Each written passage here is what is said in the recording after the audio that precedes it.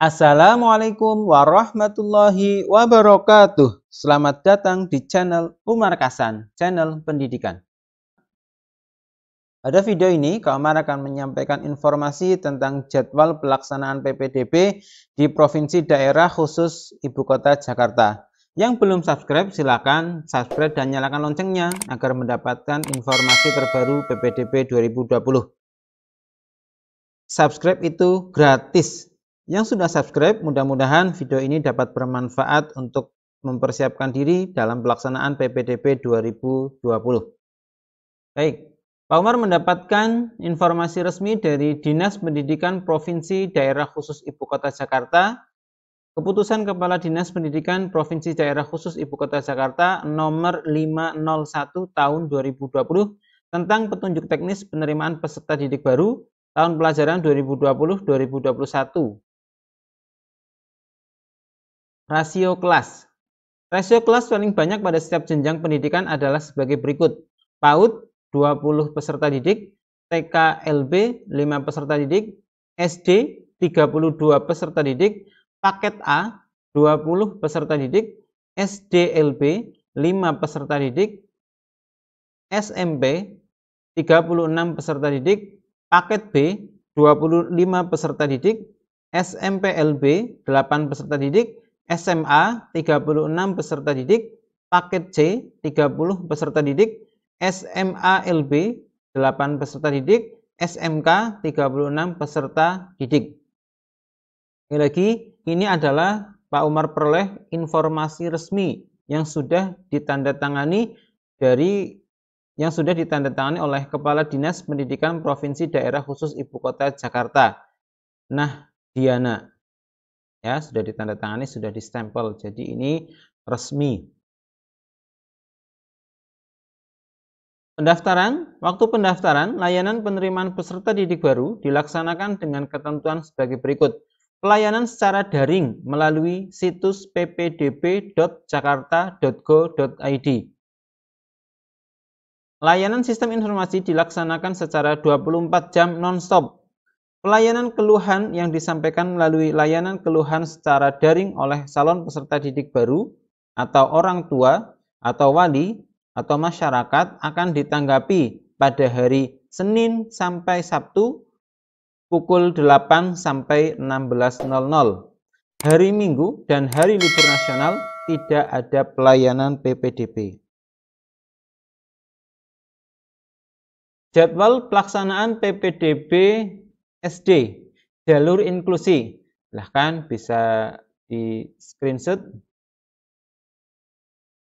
Ya, Bapak Ibu. Ya Mas, sudah di screenshot. Selanjutnya masih jalur SD, jalur afirmasi bagi anak-anak asuh, panti, dan anak para tenaga kesehatan yang meninggal dunia dalam penanganan COVID-19. Silakan, sudah di screenshot.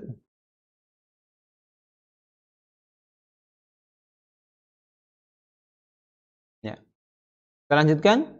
Untuk masih di SD, jalur afirmasi bagi anak dari pemegang kartu pekerja Jakarta, pengemudi Jaklingko, dan anak terdaftar dalam DTKS.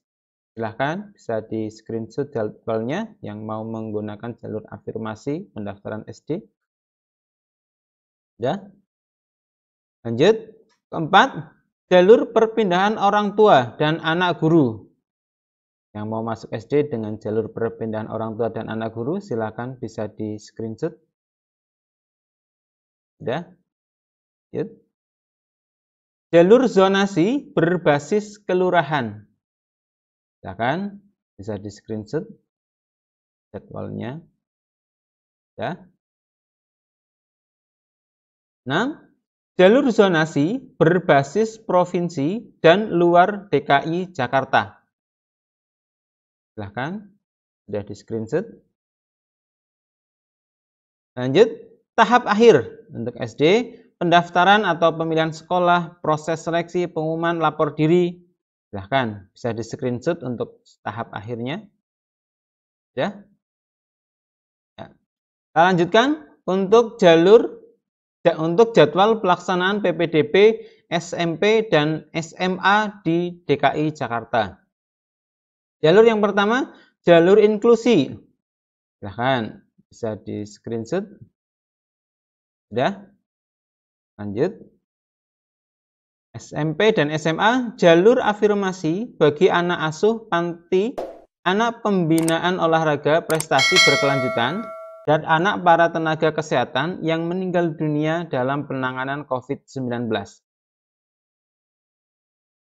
Silakan, sudah di screenshot. Pendaftaran bagi calon peserta didik baru yang merupakan anak para tenaga kesehatan yang meninggal dunia dalam penanganan COVID-19 dilaksanakan selama proses PPDB. 3. SMP dan SMA masih jalur prestasi non-akademik. Ya kan? Sudah di screenshot.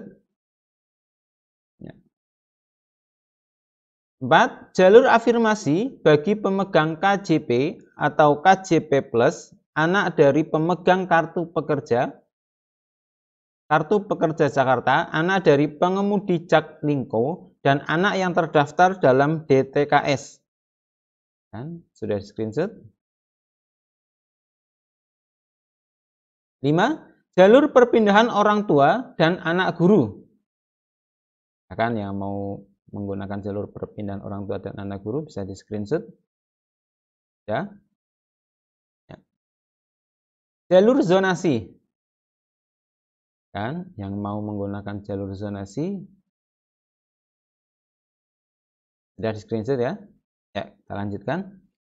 Jalur prestasi akademik dan luar DKI Jakarta. Kan sudah di screenshot. Ya. Lanjut. Tahap akhir. Nah, semuanya ini silakan mulai dari pendaftaran dan atau pemilihan sekolah, proses seleksi, pengumuman, lapor diri. Sudah di screenshot.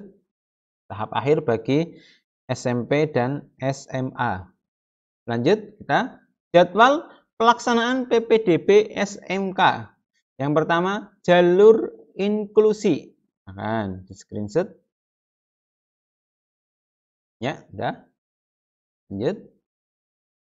Jalur afirmasi bagi anak asuh panti, anak pembinaan olahraga prestasi berkelanjutan, anak pembinaan olahraga prestasi berkelanjutan, dan anak para tenaga kesehatan yang meninggal dunia dalam penanganan COVID-19. Akan bisa screenshot. Sudah?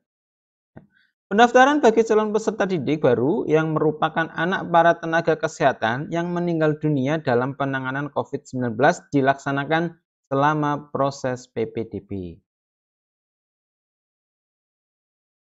Jalur prestasi non-akademik.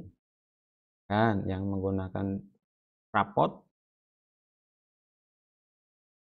Maaf, ini bukan rapot tapi bukan akademik ya. Ya, screenshot ya. Nah, lanjut. 4. Jalur afirmasi bagi pemegang KJP, KJP Plus, anak dari pemegang kartu pekerja Jakarta, anak dari pengemudi Jaklingko, dan anak yang terdaftar dalam DTKS. Dan sudah di screenshot. Ya. Yang ini masih SMK. SMK, jalur perpindahan orang tua dan anak guru. Nah. Ya, di screenshot ya. Lanjut. Jalur prestasi akademik dan luar DKI Jakarta. Ya, screenshot. Ya. Tahap akhir. Pendaftaran, verifikasi dokumen, dan pemilihan sekolah, proses seleksi, pengumuman, lapor diri. Silakan, sudah di screenshot. Mudah-mudahan video ini bermanfaat. Yang mau mendaftar di DKI Jakarta, Kak Umar doakan mudah-mudahan dapat diterima di sekolah favorit masing-masing. Yang belum subscribe, silakan subscribe dan nyalakan loncengnya agar mendapat informasi terbaru PPDB 2020. Terima kasih. Wassalamualaikum warahmatullahi wabarakatuh.